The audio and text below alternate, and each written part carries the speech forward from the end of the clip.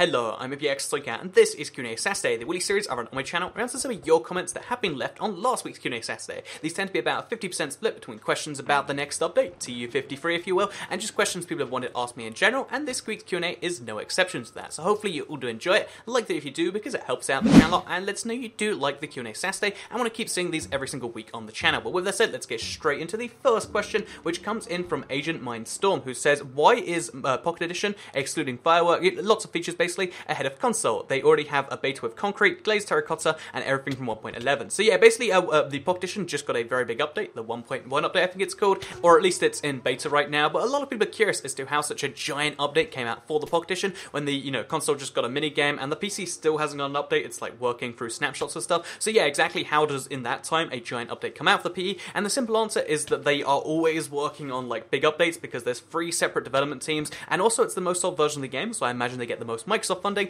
and having the most staff, having 3 offices work on the game, apparently they get stuff done at a fairly quick rate, and that's what we're seeing with the Pocket Edition. I think that's something that you see more and more slowly ramp up with 4J, because whereas, the PC team got smaller, and now it's about the same size it was before, the Console Edition team is always growing, but it's just not growing as fast as the Pocket Edition team, which is why they, and also, the Pocket Edition team is only focused on these one things, not really new versions and so much, which means that they're just always releasing brand new stuff, and yeah, I think that's just because the PE is the most sold version, and it has the most Microsoft money going down with it. So, yeah, it's not the easiest answer in the world, but that's the answer to why that giant update just came out, and it's probably going to come out at some point, like in a few months for console. It's because of that whole thing. But with that said, let's move on to the second question, which comes in from Only One Gamer YouTube, who says, at QnA, at QnA, okay, will we have the new combat this year? And the easy answer to this question is, I'm almost certain. I'd place a bet on it, but again, I'm still a little hesitant to place bets right now, but I would be very, very certain that the new combat will come to console at some point this year, because bear in mind, that's the big 1.9 feature we're missing on console. There's a bunch of reasons why they didn't necessarily want to do it, or why people didn't want them to do it, but it will come to the console now because it has come to the Pocket Edition with that most recent update. It's staying on the PC for good, and I think it's just one of those things where there's going to be some people who complain, but I think we're at a point now where people complain no matter what. Whenever an update comes out, people are like, but where is the next minigame? Whenever a minigame comes out, you see people complain about the next update. I mean, that's just one of the trends I noticed as a YouTuber, so I guess it's going to be one of those things where they're just going to accept that, like, oh yeah, some amount of people hate it, but new combat this year, I would say, is almost 100% certain. I'd say, yeah, pretty much 100% certain,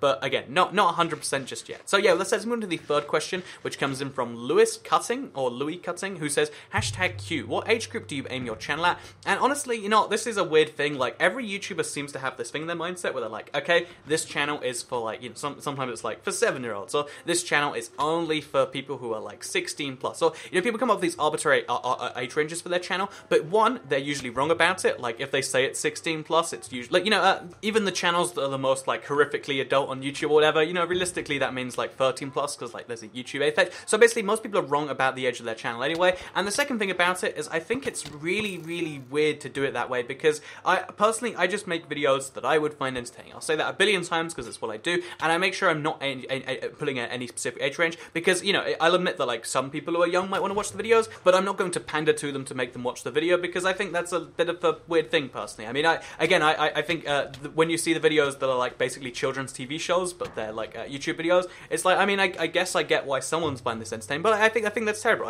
I want to be able to enjoy all the videos I make. I want people of any age to be able to enjoy them, and that's kind of what I go for. So the whole idea of an age range is kind of wacky, and in my head it's just a bit more like, if you can understand the words that I am saying, and you also enjoy learning about things, in this case in Minecraft, then that's who I'm aiming at. It's nothing to do with like, oh yeah, you have to be this old, or you can't be above this age to ride, because that just seems silly to me. And also, yeah, I think, or even then, it comes down to like a maturity thing, because there are some, like, let's call them 25-year-olds that really only enjoy the channels that are, like, aimed at, like, let's call it 5 and below, and that, would hate a video like this, because, like, what's he doing there? And there's the other side. There are probably some, like, 7-year-olds, in fact, there are some 7-year-olds that are like, what, this is cool stuff, I like to learn there. So, yeah, there's the long conversation on YouTube age. I think the whole, like, so many people have this very big thing about what they're aiming at, but I think that's kind of silly. I think just, like, make a style of thing that's entertaining rather than trying to aim at a certain group of people, and you'll probably have a better time. But again, maybe that's why I'm not a million subscriber YouTuber. Maybe that's the answer, actually. Maybe I should just, like, completely pander to whatever the biggest audience on YouTube is. Let's say it's 8-year-olds, and be like, hey guys, Frosty the Panda here, bringing you an awesome Q&A Saturday.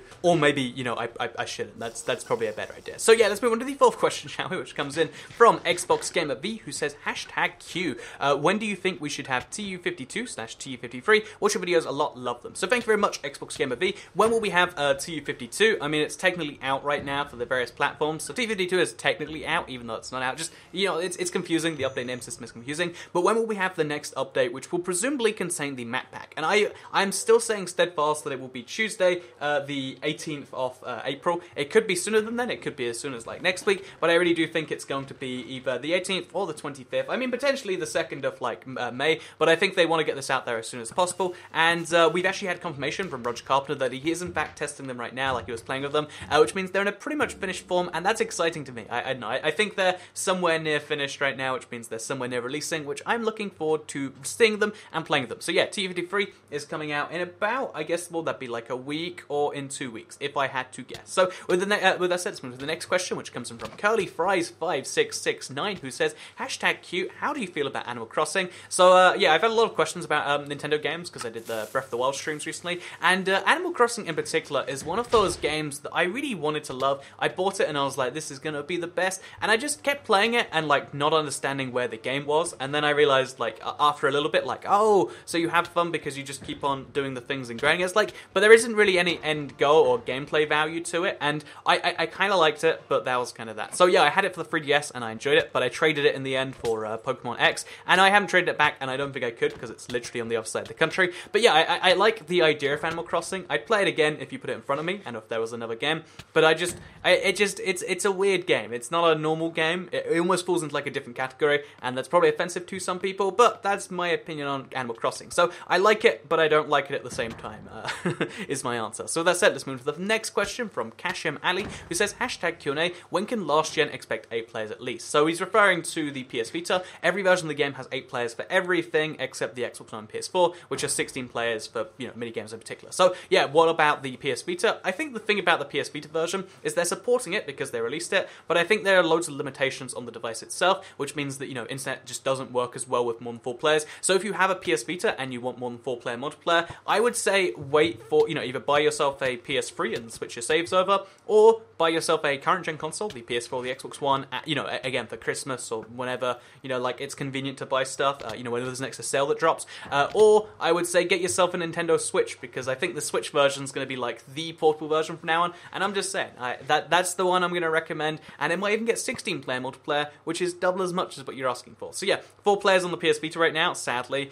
PS Vita is still going strong though. I really like that they're supporting the version this far into it, but they can't do stuff beyond the capability of the console, which is the reason for that. So with that said, let's move to the next question, shall we? Which comes in from Pinhead Patrick, who says, hashtag Q, do you think Minecraft on the Switch will have large worlds like the Xbox One and PS4? Oh, I was just mentioning the Switch, that's convenient. But yeah, basically, the Nintendo Switch is going to probably not be as powerful as the Xbox One and PS4, but I imagine it will still have the large worlds and stuff, because I think that just kind of makes sense to me personally, because it's a portable console, but it is fairly powerful, a bit more powerful than the Wii U, so to give it the same size of, you know, worlds as there, which was already more powerful than the 360, would feel a little bit weird. So I imagine they're working on that right now. I don't know for certain. I haven't been able to play the Switch version. I really would like to, actually, so if anyone from Microsoft is listening and you want to send me a copy of Minecraft for the Switch, I'll do something to make it worth your while. I'm not sure what I can do, actually. Maybe, I know I'll release videos of a game I'm not meant to. Whatever, I'm looking forward to Minecraft for the Switch, and I imagine it will have large worlds, like the Xbox One and PS4. That's what I'm saying here. That's what I'm saying here. So with that said, let's move to the next question, which comes in from Julia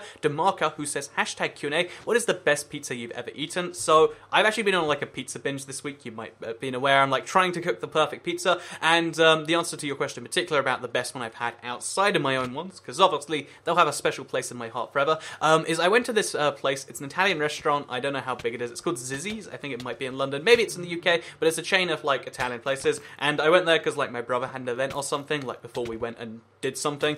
So yeah, I ordered a pizza, and they do pizzas that are like basically a long picture, like an oval, so they're really, really wide, but not too long. And I was like, wait a minute, this is perfect for rolling up. So I rolled it up to make like a calzone. So, you know, even though you probably shouldn't do that in a place, I figured, you know, there's enough people here. I'm allowed to be ridiculous with my food. So I rolled it up, and I was like, oh, that is a tasty calzone. But the cool thing about the way, because I was, you know, even though like I eat pizza normally with my hands, I figured, you know, this is like it's a restaurant or something. Let's use a knife and fork. The cool thing is like as I sliced it up, I realized these look exactly like sushi rolls, and I made pizza sushi. You know, I put some like sauces and stuff on the inside, and it was the most delicious thing I've ever had. It was like a really good pizza turned up into a calzone, sliced up into sushi rolls, and yes, pizza turned into sushi is the best pizza I have ever eaten, and there is the story about it. So I hope you enjoyed that. Let's move on to the next question, which comes in from Minecraft123x, who says hashtag QnA. Okay, so 1.11 is most likely not the mixed update, but when do you think it's coming? Summer or winter? I think it's probably coming the summer. Again, they usually split the year into like, first half is doing other stuff, second half is doing updates. So I imagine we'll be seeing that at some point in like, let's call it autumn, if I had to guess. So yeah, let's say autumn, late summer, autumn. We'll probably see 1.11, maybe even sooner than that, but that's my official prediction right there. So with that said, let's move on to the Netflix, the final question, which comes in from Mr. Happy, who says, Toycat, is the owl mine thing an April Fool's joke? I had so many people say this, and it's the most frustrating thing in the world to me. So I just wanted to get the thoughts out there, because so many people are saying, Toycat, it's an April Fool's joke, don't you get it? And I can't help but think to all of those people, like, don't you understand? That's not how April Fool's jokes work. You don't get to just do something terrible and say, it's an April Fool's joke, so you can't be angry. And in this particular case, again, the channel was hacked, not through me, but through the network. I made a whole video if you want to watch it.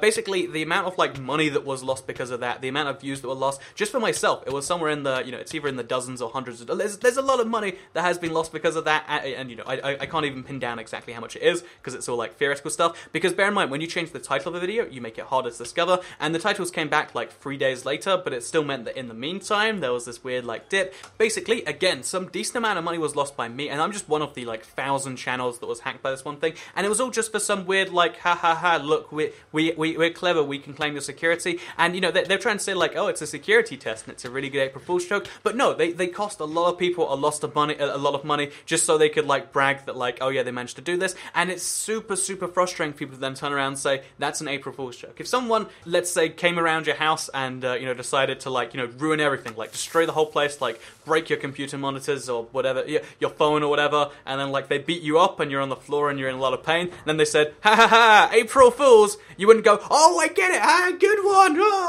no, you're like, oh, that's still terrible. And I think, doing something terrible on April Fools is arguably worse. Like, if you rob a bank on April Fools, that's not a funny joke. It's not like immunity to doing terrible things, and it doesn't make terrible things any better. And I think everyone who said, like, it's an April Fool's joke, Toycat, therefore you shouldn't worry about it, that doesn't make any sense at all. And you just need to reconsider what April Fool's allows you to do, and then consider saying stuff. So yeah, the owl mine thing is not an April Fool's joke, and pizza sushi is the best sushi in the world. Just keep that in mind as you carry on about your day-to-day, because this week's Q&A Saturday has come to an end, sadly. So I hope you did all enjoy it. Like it if you did, because it helps out the channel a lot. Let us know you do like the videos, share it if you really liked it, and subscribe if you're new around here, because I make videos like this one every single day on my channel, and if subscribed, you'll see them daily on your homepage. Thank you all very much for watching, and goodbye.